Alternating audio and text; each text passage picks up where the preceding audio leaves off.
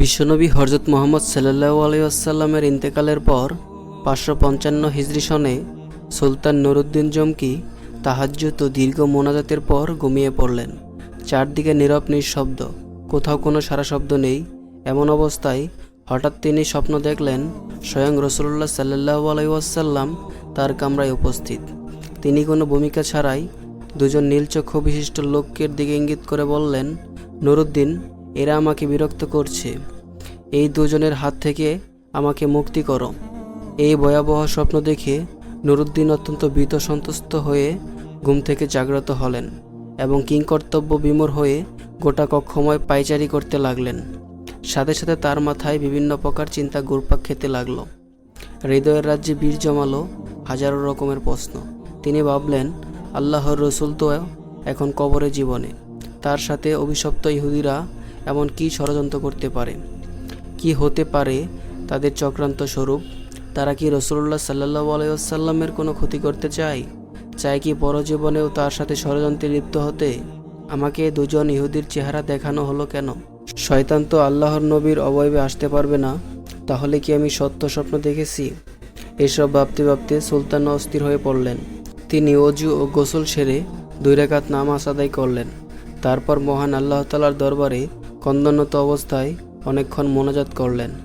সুলতান মাহমুদের এমন কেউ ছিল না যার সাথে তিনি পরামর্শ করবেন, আর এই স্বপ্ন এমন নয় যে যার তার কাছে ব্যক্ত করবেন। অবশেষে তিনি আবারও শয়ন করলেন। দীর্ঘ সময় পর যখনই তার একটু ঘুমের ভাব এলো, সঙ্গে সঙ্গে আবারও তিনি প্রথমবারের ন্যায় নবী করিম সাল্লাল্লাহু আলাইহি ওয়াসাল্লামকে স্বপ্ন দেখলেন। তিনি তাকে পূর্বের ন্যায় বলছেন, নুরউদ্দিন, এই দুজন থেকে আমাকে মুক্ত করো। এবার নুরউদ্দিন জমকি আল্লাহু আকবার বলতে বলতে বিছানা থেকে উঠে বসলেন। তারপর কোথায় যাবে, কি করবে কিছুই ঠিক করতে না পেরে দ্রুত ওযু ও গোসল সেরে মসলায় দাঁড়িয়ে অত্যাধিক ভীত সন্ত্রস্ত অবস্থায় 2 রাকাত নামাজ আদায় করলেন এবং দীর্ঘ সময় অশ্রুসিক্ত নয়নে দোয়া করলেন। রাতের অনেক অংশ এখনো বাকি। সমগ্র পৃথিবী যেন কি এক বিপদের সম্মুখীন হয়ে নিঝুম হয়ে আছে। কি এক মহাবিপর্যয় যেন পৃথিবীর বুকে সংঘটিত হতে যাচ্ছে। কঠিন বিপদের গণগাট যেন চতুর্দিকে ছড়িয়ে পড়ছে। তিনি মুখ তুলে আকাশের পানে তাকালেন। মনে হলো স্বপ্ন দেখা ওই দুজন লোক যেন তাকে ধরার জন্য দ্রুত গতিতে দিয়ে আসছে।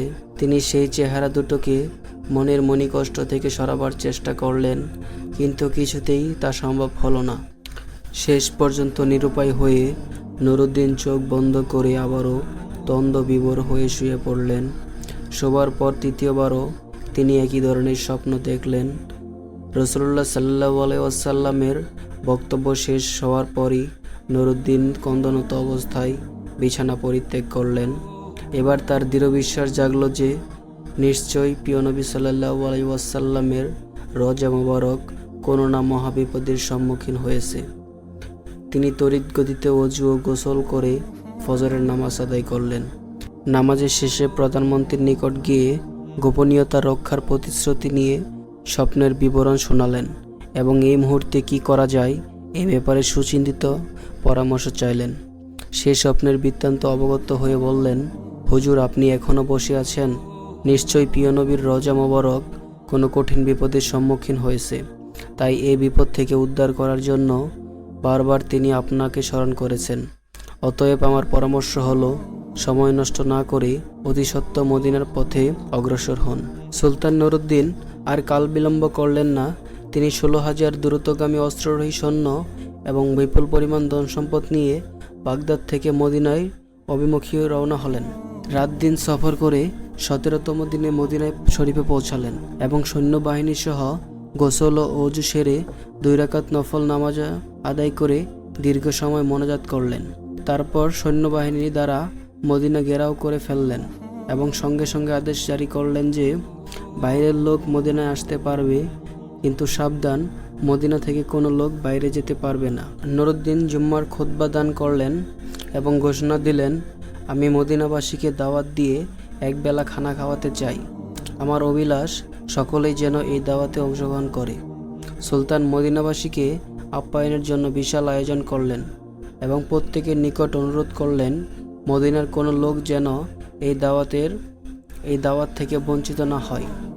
নির্ধারিত সময়ে খাওয়া দাওয়া শুরু হলো। প্রত্যেকে তৃপ্তি সহকারে খানা খেলো।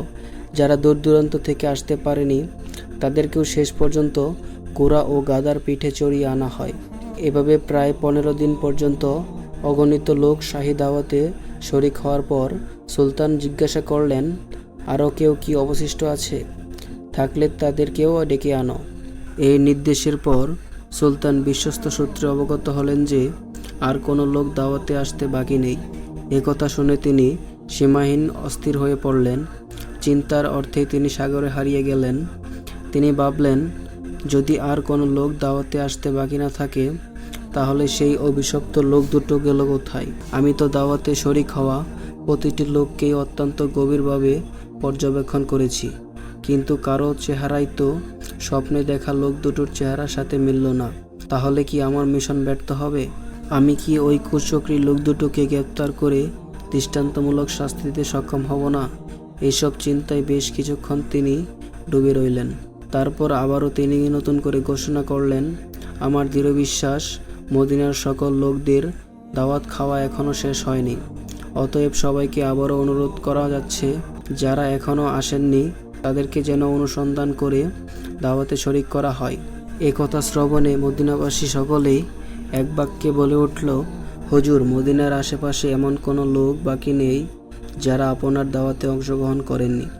তখন নুরুদ্দিন বলিষ্ঠ কণ্ঠে বললেন, আমি যা বলেছি ঠিক বলেছি, আপনারা ভালো করে অনুসন্ধান করুন।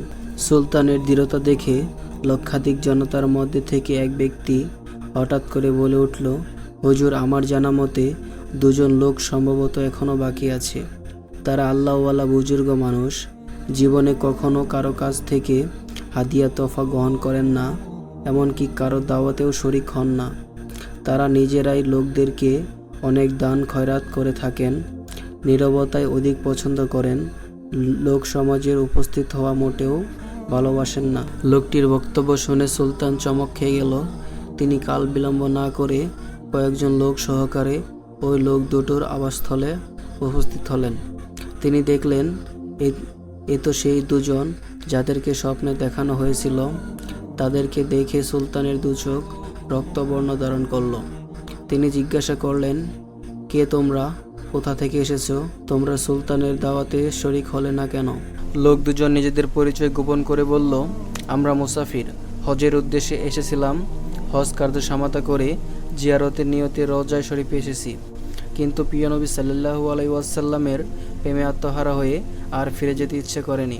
তাই বাকি জীবন রওজার পাশে কাটিয়ে দেওয়ার নিয়তে এখানে রয়ে গেছি। আমরা কারো দাওয়াত গ্রহণ করি না, এক আল্লাহর ওপরই আমাদের পূর্ণ আস্থা।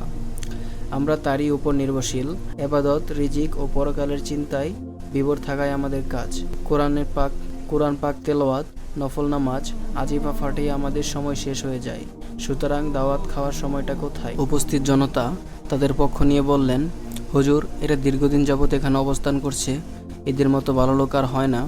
সবসময় দরিদ্র, এতিম ও অসহায় লোকদের প্রচুর পরিমাণে সাহায্য করে। তাদের দানের উপর অত লোকদের প্রচুর পরিমাণের জীবিকা নির্বাহ করে। নুরুদ্দিন লোকদের কথা শুনে লোক দুটোর প্রতি পূর্ণাঙ্গ গভীর দৃষ্টিতে তাকালেন। অত্যন্ত সূক্ষ্মভাবে পা থেকে মাথা পর্যন্ত পর্যবেক্ষণ করলেন। এতে তিনি আবারও নিশ্চিত হলেন যে এরা তারাই যাদেরকে তিনি স্বপ্নে দেখেছিলেন। এবার সুলতান রাগী কণ্ঠে বললেন, সত্যি কথা বল, তোমরা কে? কি উদ্দেশ্যে এখানে থাকছ? এবারও তারা পূর্বের কথা পুনরাবৃত্তি করল। আমরা পশ্চিম দেশ থেকে পবিত্র হজ ব্রত পালন করার জন্য এসেছি। রাসূলুল্লাহ সাল্লাল্লাহু আলাইহি ওয়াসাল্লামের নৈকট্য লাভই আমাদের একমাত্র লক্ষ্য। এই উদ্দেশ্যে আমরা এখানে অবস্থান করছি। সুলতান এবার কারো কথায় কান না দিয়ে তাদেরকে সেখানে আটক রাখার নির্দেশ দিলেন। অতঃপর স্বয়ং তাদের থাকার জায়গায় গিয়ে খুব ভালোভাবে অনুসন্ধান চালালেন। সেখানে অনেক মাল সম্পদ পাওয়া গেল বহু দুর্লভ কিতাবপত্র। সেখানে এমন কোনো জিনিস পাওয়া গেল না যা দ্বারা স্বপ্নের বিষয়ে কোনো প্রকার সহায়তা হয়। নুরুদ্দিন অত্যধিক পেরেশান ও অস্থির। এখনো রহস্য উদ্ঘাটন করতে না পারায় তিনি সীমাহীন চিন্তিত। একদিকে মদিনার বহু লোক তাদের জন্য সুপারিশ করছে। তারা আবারও বলছে, হুজুর, এরা নেককার বুজুর্গ লোক, দিনভর রোজা রাখেন, রাতের অধিকাংশ সময় ইবাদত বান্দিগিতে কাটিয়ে দেন, 5 ওয়াক্ত নামাজি, রওজা শরীফের নিকটে এসে আদায় করেন। প্রতিদিন নিয়মিত জান্নাতুল বাকি জিয়ারত করেন। প্রতি শনিবার মসজিদুল কোবাতে গমন করেন। কেউ কিছু চাইলে খালি হাতে ফিরিয়ে দেন না। সুলতান তাদের অবস্থান শুনে সীমাহীন আশ্চর্যবোধ করলেন। তথাপি তিনি হাল ছাড়লেন না। ঘরের প্রতিটি বস্তুকে গভীরভাবে পর্যবেক্ষণ করলেন, কিন্তু সন্দেহ করার মতন কিছুই পাচ্ছেন না। নুরুদ্দিন এক পর্যায়ে সঙ্গীদের বললেন, আচ্ছা, তাদের নামাজের মশলাটা একটু উঠাও দেখি। সঙ্গীরা নির্দেশ পালন করলেন। নামাজের মশলাটি বিছানা ছিল একটি চাটাইয়ের ওপর। সুলতান আবারও নির্দেশ দিলেন, চাটাইটিকেও সরিয়ে ফেলো। চাটাই সরানোর পর দেখা গেল একখানা বিশাল পাথর। সুলতানের নির্দেশে তাও সরানো হলো। এবার পাওয়া গেল এমন একটি সুড়ঙ্গ পথ যা বহুদূর পর্যন্ত চলে গেছে, এমনকি তা পৌঁছে গেছে রওজা শরীফের অতি সন্নিকটে। এই দৃশ্য অবলম্বন করা মাত্রই সুলতান নুরুদ্দিন চমকে উঠলেন। ক্রোধে লাল হয়ে যায় গোটা মুখমণ্ডল। অবশেষে লোক দুটোকে লক্ষ্য করে ক্ষিপ্ত ও ক্রোধ সিংহের ন্যায় গর্জন করে জাজালো কণ্ঠে বললেন, তোমরা পরিষ্কার ভাষায় সত্যি কথা খুলে বলো, নাইলে এক্ষুনি তোমাদের যন্ত্রণাময় শাস্তির সম্মুখীন হতে হবে। বলো তোমরা কে, তোমাদের আসল পরিচয় কি, কারা কি উদ্দেশ্যে তোমাদেরকে এখানে পাঠিয়েছে। সুলতানের কথায় তারা ঘাবড়ে গেল। কঠিন বিপদ সামনে দেখে তারা আসল পরিচয় প্রকাশ করল এবং বলল, আমরা ইহুদি। দীর্ঘদিন যাবৎ আমাদেরকে মোসল শহরে ইহুদিরা সুদক্ষ কর্মী দ্বারা প্রশিক্ষণ দিয়ে প্রচুর অর্থ সহকারে এখানে পাঠিয়েছে। আমাদেরকে এজন্য পাঠানো হয়েছে যে আমরা যে কোনো উপায়ে মুহাম্মদ সাল্লাল্লাহু আলাইহি ওয়াসাল্লামের দেহ বের করে ইউরোপে ইহুদিদের হাতে হস্তান্তর করি। এই কাজে সফল হলে তারা আমাদেরকে আরও ধন সম্পদ দিবে বলে প্রতিশ্রুতি দিয়েছে। সুলতান বলল, তোমরা তোমাদের পরিকল্পনা বাস্তবায়নের জন্য কি পদ্ধতি অবলম্বন করেছিলে, কিভাবে তোমরা কাজ করতে? তারা বলল, আমাদের নিয়মিত কাজ ছিল রাত গভীর হলে অল্প পরিমাণে সুড়ঙ্গ খনন করা এবং সাথে ওই মাটিগুলো মদিনার বাইরে ফেলে আসা। আজ দীর্ঘ 3 বছর যাবৎ এই মহাপরিকল্পনা বাস্তবায়নের কাজে আমরা অনবরত ব্যস্ত আছি। যে সময় আমরা রওজা মোবারকের নিকট পৌঁছে গেলাম এবং সিদ্ধান্ত গ্রহণ করলাম যে 1 সপ্তাহের মধ্যে বিশ্বনবীর লাশ নিয়ে আমরা বেরিয়ে যাব, ঠিক সেই সময় ধরে আমাদের মনে হলো আকাশ যেন ভেঙে টুকরো টুকরো হয়ে যাচ্ছে। জমিন যেন প্রচণ্ড ভূমিকম্পে থরথর করে কাঁপছে। যেন সমগ্র পৃথিবী জুড়ে মহাপ্রবল সংঘটিত হচ্ছে। অবস্থা এমনটাই শোচনীয় রূপ ধারণ করলো যে মনে হলো সুড়ঙ্গের ভিতরেই আমরা আটকা পড়ে যাব। এই অবস্থায় আমরা কাজ বন্ধ করে রেখেছি। তাদের বক্তব্যে সুলতানের নিকট সব কিছু পরিষ্কার হয়ে গেল। তাই তিনি লোক দুটোকে নজিরবিহীন শাস্তি দেওয়ার ব্যবস্থা করলেন, যাতে ভবিষ্যতে কেউ আর এমন দুঃসাহস না করতে পারে।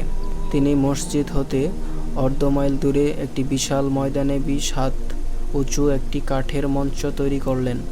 সাথে সাথে সংবাদ পাঠিয়ে মদিনার আশেপাশের লোকদেরকে উক্ত ময়দানে হাজির হওয়ার নির্দেশ প্রদান করলেন।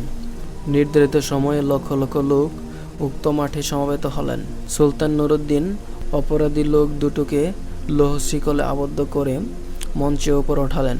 তারপর বিশাল জলসমুদ্রের মাঝে তাদের হীন চক্রান্ত ঘৃণ তৎপরতার কথা উল্লেখ করলেন। সুলতান নুরুদ্দিনের বক্তব্য শ্রবণ করে লোকজন বিস্ময়ে হতবাক হয়ে গেল। তারা এই ঘৃণ ষড়যন্ত্রকারীদের দৃষ্টান্তমূলক শাস্তির দাবি করল। সুলতান বললেন, হ্যাঁ, এদের দৃষ্টান্তমূলক শাস্তি হবে। তিনি লোকদেরকে বিপুল পরিমাণের লাকড়ি সংগ্রহ করার নির্দেশ দিলেন। তারপর লক্ষ জনতার সামনে সেই ইহুদি দুটোকে মঞ্চের নিম্নভাবে আগুন লাগিয়ে পুড়ে ভস্ম করে দেওয়া হয়। কোনো কোনো বর্ণনায় আছে সেই আগুন নাকি দীর্ঘ 11 দিন যাবৎ জ্বলন্ত ছিল। অতঃপর তিনি বিপুল পরিমাণের অর্থ ব্যয় করে 1000 মণ স্টিল গলিয়ে রওজা শরীফের চতুর্দিকে মজবুত প্রাচীর নির্মাণ করে দেন, যেন ভবিষ্যতে আর কেউ প্রিয় নবী সাল্লাল্লাহু আলাইহি ওয়াসাল্লামের কবর পর্যন্ত পৌঁছাতে সক্ষম না হয়। তারপর তিনি আল্লাহ তাআলার শুকরিয়া আদায় করলেন এবং তাকে যে এত বড় খেদমতের জন্য কবুল করা হলো সেই জন্য সপ্তাহকালব্যাপী আনন্দাশ্রু বিসর্জন করলেন। ইতিহাসের পাতা থেকে অবগত হওয়া যায় যে নুরুদ্দিন জামকি ইন্তেকাল করলে আসিয়া মোতাবেক তার লাশকে রাসূলুল্লাহ সাল্লাল্লাহু আলাইহি ওয়াসাল্লামের রওজার পাশে দাফন করা হয়।